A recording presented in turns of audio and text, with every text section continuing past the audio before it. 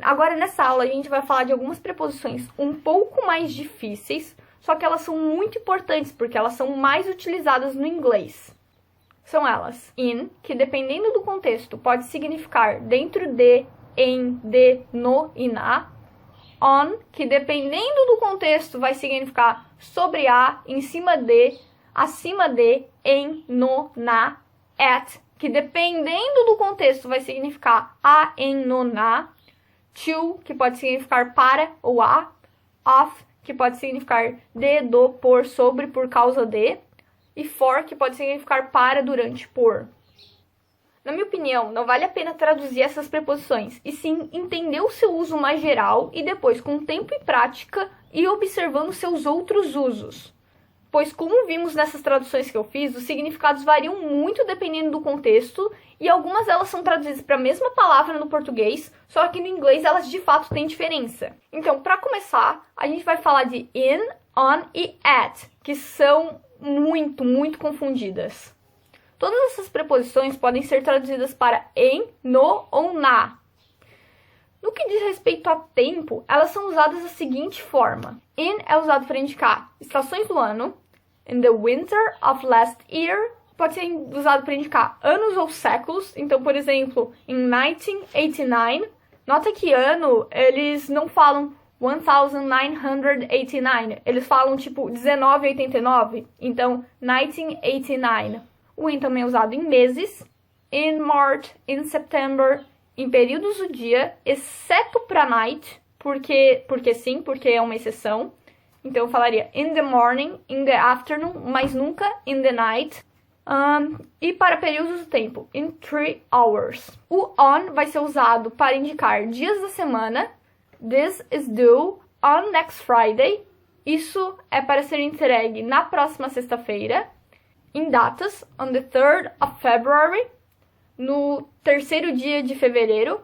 Nota que em inglês, sempre que a gente for falar os dias no mês, a gente vai usar números ordinais. Então, primeiro, segundo, terceiro. No português, quando a gente vai escrever, a gente vai representar estes números com uma bolinha ou um azinho, se for no feminino. Então, primeiro, primeira.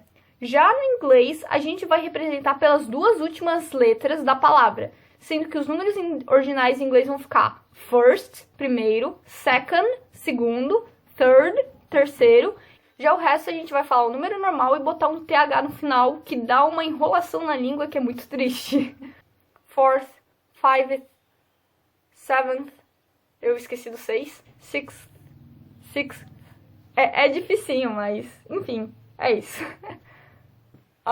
Além de datas específicas, a gente vai usar também o on para falar feriados e datas especiais, mas não o evento em si. Então, tipo assim, se eu for falar só Natal, eu vou usar outra coisa, eu vou usar o at. Mas se eu for falar o dia de Natal, então aí nesse caso eu uso on. Então eu falaria on Christmas Day. Já o at, como eu falei, a gente vai usar para se referir a um feriado em específico. Então eu falaria at Christmas no Natal, at Easter na Páscoa. Eu também vou utilizar ele para me referir a night. Lembra que eu tinha falado que eu falo in the morning, in the afternoon, mas nunca in the night? Isso acontece porque com night, porque sim, porque é uma exceção, a gente vai utilizar at. Então a gente vai falar at night, in the morning, in the afternoon. Para falar à noite, na manhã, na tarde. A gente também vai usar o at para se referir ao horário de refeição. Então, tipo, at breakfast, at lunch, no café da manhã, no almoço. A gente também vai usar o set para se referir. A gente também vai usar o at para se referir a horas específicas. Por exemplo, at 7:30 p.m., às 7h30 da tarde. Parece muito difícil porque tem muitas regrinhas, mas um bom macetezinho, que eu acho uma forma bem legal de aprender, é pensar que o in vai ser usado para datas mais genéricas e o at para aquilo que é bem específico. Então o in eu vou falar um ano, já o at eu vou falar a hora exata. Já o on fica no meio termo entre os dois. Então, tipo, o in eu falo um ano ou só um mês. O on eu vou falar, tipo, o mês com o dia. E o at eu vou falar a hora. Não é uma regra, mas funciona em boa parte dos casos. Eu vou deixar essa tabelinha aqui para vocês entenderem melhor do que eu tô falando. E essa lógica também funciona muito bem quando a gente usar o in, on e at para se referir a lugares. Com uma pequena exceção. O in, além de ter essa ideia mais abrangente, ele também vai ser usado com o sentido de dentro. Ele funciona quase que como uma versão curta de into ou inside. A gente viu essas preposições na aula passada. Já o on, ele além de carregar essa ideia de ser um meio termo entre o muito genérico e o muito específico, ele também vai ter a ideia de em cima de. Ele vai ter uma ideia de over. Então, se você for usar na e no e ver que dá para substituir por over, vocês já sabem que a preposição que vocês vão usar vai ser on. Mas vamos a alguns exemplos para entender melhor. Tá. O in, ele vai ser usado para bairros, cidades, estados e países, ou seja, pouco específico. Por exemplo, I live in Criciúma, in Brazil, in Santa Catarina. E ele também vai ser usado para lugares fechados, afinal ele tem essa ideia de inside. Então, I work in a restaurant. Eu trabalho dentro de um restaurante. Eu trabalho em um restaurante. There's a notebook in the box. Tem um caderno na caixa. Tem um caderno dentro da caixa. O on vai ser usado para indicar lugares mais específicos, como endereços, ruas e andares de um prédio. I live on the 5th Avenue in New York on the 2nd floor of an old building. Eu moro na 5ª Avenida, em Nova York, no 2º andar de um antigo prédio.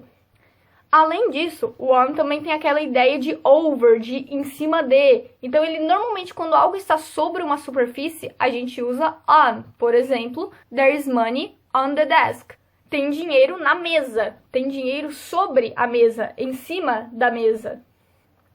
Outra coisa é que o on também é usado para se referir a meios eletrônicos em que uma informação é disponibilizada. Então, eu poderia falar I read that information on the website. Eu li aquela informação no site. Don't believe anything you see on the internet. Não acredite em nada que você vê na internet. The director is on the phone. O diretor está no celular. I hear the news on the radio. Eu ouço as notícias no rádio. They watch the game on the TV. Eles assistem o jogo na TV. Por último, o at, que vai ser usado para se referir a um lugar específico. Agora a gente não está falando de endereço nem nada. A gente está falando quando você vai dar o nome do lugar especificamente. Então eu falaria, Jonathan is at McDonald's. O Jonathan está no McDonald's. Ou, I'm at the hospital right now. I'm at the hospital right now. Eu estou no hospital agora. Agora dá uma olhada nesse exemplo que junta mais ou menos tudo que a gente viu até agora. The information that you want is in the book. A informação que você quer está no livro, in the book, inside the book, dentro do livro. On the page, na página, porque tá em cima da página, tá sobre a página e não dentro da página. Então, on the page. At the top of the page, porque eu estou especificando agora o lugar na página. É o mais específico que eu posso ser, então eu uso at. Então, a informação que você quer está no livro, na página, no topo da página. The information that you want is in the book, on the page, at the top of the page. Ai, como mais fica coçando? A garganta tá doendo. Amor.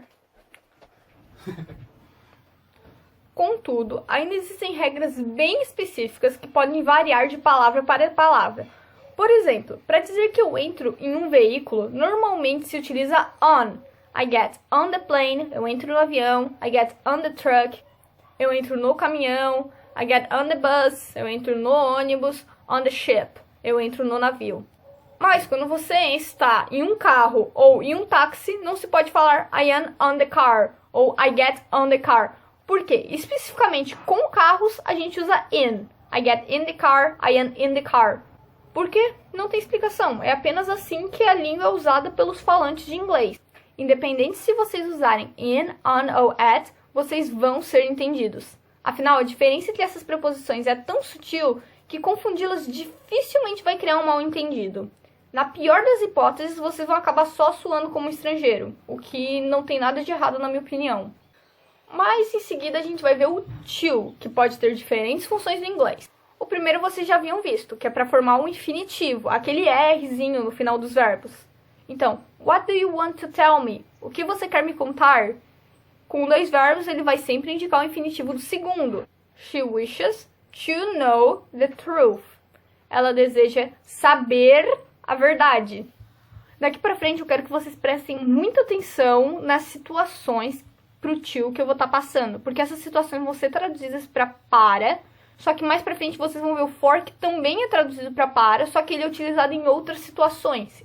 Então, se vocês prestarem atenção na tradução e não no significado, vocês vão acabar confundindo os dois. Então, presta atenção. Aqui, o to vai ser usado para desejar ou entregar algo a alguém. Então, se eu, por exemplo, desejar Feliz Natal para alguém, eu vou dizer Merry Christmas to you. Ou para entregar algo a alguém. She doesn't want to give anything to him. Ela não quer dar nada para ele. Nota que aqui, esse primeiro to aqui tá dando o infinitivo do give. Então, ele tá colocando esse Rzinho no dar. Ela não quer dar anything to him. Esse to aqui já tá indicando para quem que ela quer ou não quer dar algo. Para ele, to him. A gente também usa o to para falar de deslocamentos. Eu já tinha falado uma frasinha com o to quando eu falei do from lá atrás. I go from São Paulo to Rio. Aí eu vou de São Paulo para o Rio. Come to Brazil. Venha para o Brasil. Do you still go to Paris every summer? Você ainda vai para Paris todo verão? E agora a gente vai para o for, que como eu tinha dito antes, ele pode ser muito confundido com o to, porque os dois são traduzidos como para. Por isso, é muito importante prestar atenção na função das preposições e não só na tradução. Dá uma olhada em como que o for é usado. Ele pode ser usado para indicar a função de algo. Those sneakers are for running. Aqueles tênis são para correr. Esse for aqui está sendo traduzido como para, no sentido de função. Qual é a função dos tênis? Correr. Nota que o verbo correr não ficou run ou to run, e sim running, com esse ing no final. Verbos depois de for vão sempre usar esse ing, que é mais ou menos equivalente ao ando, indo no português. Tipo brincar, play, brincando, playing. Correr, run, correndo, running. Trabalhar, work, trabalhando, working. Essa estrutura verbal, ela vai ser estudada mais pra frente, mas caso ela apareça em alguma frase, basta traduzir com esse ando, indo. Tipo, eu estou correndo, I am running. Em caso como o do for, em que a tradução do português não reflete essa forma verbal, ou seja, a tradução para o português não tem o ando, indo, eu não falo esses tênis são para correndo. Nesses casos eu vou estar avisando. Então, no inglês, se eu quiser botar um verbo depois de for, por mais que a gente não fale esses tênis são para correndo, eu vou ter que botar o verbo no ing em inglês, ok? I need a computer for working. Eu preciso de um computador para trabalhar. Ou I need a computer for work. Mas nesse caso daí, como não está no ing, esse work não vai ser visto como um verbo, e sim como um substantivo. Então, eu preciso de um computador para o trabalho. A gente também pode usar o for para indicar um favor ou um benefício a alguém. Thank you for doing this for me. Muito obrigado por fazer isso por mim. She writes a letter for her student. Ela escreve uma carta para seu estudante. Presta muita atenção na diferença do for e do to nessa situação. I write a letter for you. Eu escrevo uma carta para você. É uma carta que você deveria estar escrevendo, mas eu estou escrevendo no seu lugar como um favor. A carta vai ser entregue para outra pessoa, mas eu estou fazendo isso para você, no seu lugar, como um favor. Eu estou escrevendo a carta para você. Agora, se eu falar I write a letter to you, significa que eu escrevo uma carta para você, no sentido de eu escrevo uma carta que vai ser entregue a você. Agora, uma frase que utiliza tanto o to e o for, que deixa essa ideia bem clara, é Say I love you to her for me. Diga eu te amo para ela, para mim. Eu quero que você diga eu te amo a ela no meu lugar. Outro uso do for é para justificar ou indicar uma motivação. Uma boa dica é trocar o for em português por causa de. Por exemplo, I moved to the United States for him. Eu me mudei para os Estados Unidos por ele, por causa dele. Outro uso do for é para indicar um período do tempo. She lived in Germany for 10 years. Ela morou na Alemanha por 10 anos. Atenção para não confundir o for com o since, que significa desde. They are running since 10 a.m. Eles estão correndo desde as 10 da manhã. Já com for, they are running for 10 minutes. Eles estão correndo por 10 minutos. Agora a gente vai ver um pouco sobre a preposição of. Essa vai ser vista de forma mais generalizada, por causa de seus inúmeros usos. Vocês talvez já tenham notado que essa palavra estava presente em algumas preposições ou expressões já estudadas em frases anteriores, como em a lot of, in front of, out of, all of, etc. Bem, não é possível apontar o uso do of nesses exemplos, nem sua tradução. Por isso, a minha dica é estudar certas combinações de palavras com uma coisa só. Não pense em a lot of como 3 palavras separadas com significados próprios, e sim numa combinação de palavras que significa apenas muito. Então agora vamos ver algumas das regrinhas que a gente pode listar do uso do of. Assim como o genitive cases, aquele Szinho, o of também pode dar a ideia de possessão. The dog's leg é a mesma coisa que the leg of the dog, a perna do cachorro. Ou the chair's leg, the leg of the chair, a perna da cadeira. Embora essas frases estejam corretas, o of é mais usado para objetos inanimados. Então é mais comum eu falar the leg of the chair do que the chair's legs. Já o Szinho, o genitive cases, é mais usado com pessoas e animais. Então é mais normal eu falar the dog's leg do que the leg of the dog. A única exceção é quando a gente estiver falando de um artista, autor, compositor e a sua obra. Nesse caso é mais comum usar o of. Por exemplo, the plays of Shakespeare, as peças de Shakespeare. Em seguida, outro uso do of é para expressar a relação entre o substantivo geral e um substantivo mais específico que vai caracterizar o substantivo anterior. Tá meio confuso, mas olha os exemplos que acho que vai dar para entender. A type of book, um tipo de livro. The idea of marriage, a ideia de casamento. Cry of pain, choro de dor. The city of Rome, a cidade de Roma. Também uso of quando quiser apontar a parte de um lugar. Por exemplo, the top of the world, o topo do mundo.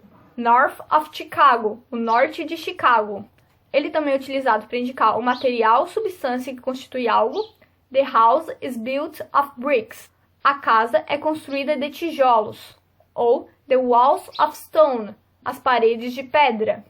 Você também pode usar o of para descrever um verbo que foi transformado em substantivo. Isso é usado apenas com alguns verbos. Por exemplo, a gente pode falar chegar, ou a gente pode falar a chegada, ou a gente pode falar assassinar ou o assassinato. Para descrever essas palavras, a gente pode usar o of. Por exemplo, the arrival of the police, a chegada da polícia. Chegada é um verbo que foi transformado em substantivo e a descrição dele é a chegada do quê? Que chegada? Da polícia. A gente vai usar o of. Nota que tem esse de aqui, porque em português da é a junção da preposição de com o artigo a. De a polícia, da polícia, of the police. The arrival of the police. The murder of the 2 boys. O assassinato dos 2 meninos. Por último, para finalizar, eu quero falar sobre o uso das preposições no que diz respeito à transitividade verbal. Mas o que é isso? No português, a gente pode colocar a preposição entre um verbo e um objeto. E isso vai depender do verbo que nós estamos usando. Se o verbo usa uma preposição, a gente vai chamar esse verbo de transitivo indireto. Se não usa, transitivo direto. Por exemplo, em português eu posso falar eu gosto de música e eu ouço música. O verbo gostar em português jamais é usado sem a preposição de. Não faz sentido nenhum, não tem uma lógica. Eu só vou usar de depois do verbo gostar porque sim. Porque se eu falar eu gosto música, tá errado, porque é assim que o português se comporta. Da mesma forma que o verbo ouvir jamais vai ser usado com uma preposição depois dele. Eu não posso falar eu ouço de música da mesma forma que eu falo com o verbo gostar. Porque o verbo ouvir especificamente não leva a preposição. O problema agora é que nem todos os verbos que usam preposição em português vão usar em inglês. Por exemplo, eu escuto música, no português não tem preposição. Já no inglês, ele precisa de uma preposição. Eu falo I listen to music. Já o verbo gostar em português que leva a preposição, eu gosto de música, em inglês não leva, eu falo apenas I like music. Outro problema é, além de saber se usa ou não preposição, é quando usa saber qual preposição que a gente tem que usar. Porque não tem uma lógica por trás disso, e quando tem, a lógica pode ser diferente do português. Eu vou dar alguns exemplos de verbos que muita gente erra, mas não tem como eu falar de todos os verbos possíveis nessa aula. Em português, nós falamos olhar para alguma coisa. Por isso, muitos brasileiros costumam falar I look to something. Porém, para o verbo look, a preposição correta é at. He looks at the birds. Também é muito normal usarmos o with de forma incorreta em inglês, pois a preposição com é mais usada no português do que em inglês. Veja alguns exemplos. No português nós falamos conversar com alguém, mas no inglês a gente não usa with com o verbo conversar, talk. No inglês nós usamos to. I talk to someone. Eu converso com alguém. Para aprender também, nós falamos aprender com alguém ou aprender com algo. No inglês a gente não usa with com o verbo learn. A gente utiliza from. I learn from someone ou from something. Por último, na nossa listinha de verbos que usam com em português, mas não usam with em inglês, a gente tem o verbo sonhar. No português eu digo eu sonho com algo ou eu sonho com alguém. Mas no inglês a gente nunca usa with com o verbo dream. E sim, a gente vai usar o about, sobre, que por sinal, esse é muito mais usado no inglês do que no português. Então em inglês vai ficar I dream about something, ou também com o verbo dream a gente pode usar o of, então I dream of something. E por último, um verbo que muita gente erra é o verbo pensar. Muitos brasileiros falam I think in something, só que com o verbo pensar a gente não pode usar o in, e sim o about. I think about something. Ou também pode usar o of. I think of something. Faz sentido usar o about, não? Eu penso sobre alguma coisa. Eu vou deixar uma tabela abaixo com alguns verbos e as preposições que acompanham eles para quem quiser estudar. Mas para ser bem sincera, eu não espero que vocês saibam como usar perfeitamente todas as preposições. Na minha opinião, preposições é um dos assuntos mais complexos da língua inglesa. Eu mesmo cometo muitos erros, eu confundo constantemente for e to, in, come on, etc. Porém, eu converso e me comunico tranquilamente. E na minha opinião, fluência não se trata de saber como usar tudo isso perfeitamente, e sim, saber o suficiente para conseguir ser entendido. Então não é que vocês não têm que saber a preposição, mas eu não quero que vocês se assustem e fiquem maníacos e achem que vocês têm que saber tudo com perfeição. Vocês só têm que saber o bastante para conseguir se comunicar. E acho que é isso por essa aula. Até a próxima!